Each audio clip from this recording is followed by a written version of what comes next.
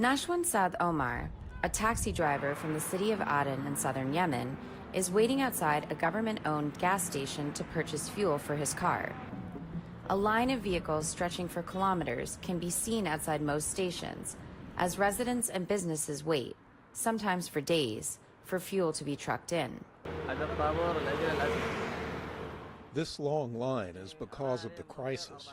I've spent 4 days in this line to get some petrol, and there isn't any news if I will be able to have some or not.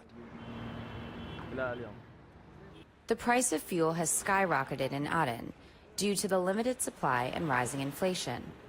58-year-old fisherman Mohammed Yahya Saleh Mafad says the fuel for his boat costs more than half his daily income. Like today, for example, my fish sales, all of it was maybe around 30,000 rials. 20,000 will go to gasoline, and I will only have 10,000 rials left, and I still have employees.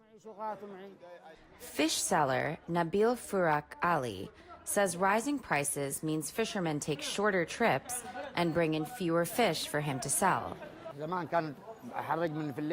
Before, I used to auction even at night, and even around this time you wouldn't be able to walk here from how much fish we used to get. Now we don't get much fish at all.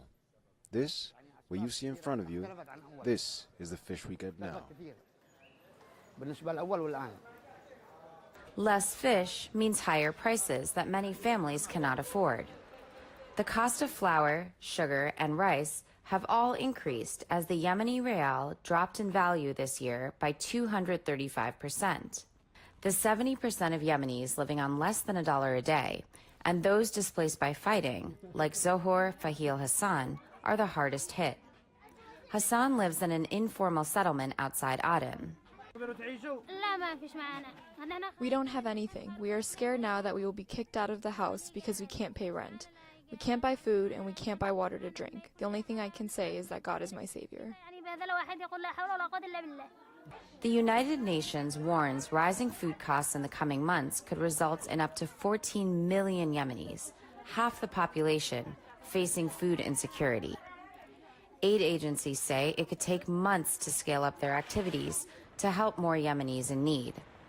By that time, for the most vulnerable in Yemen, it could be too late.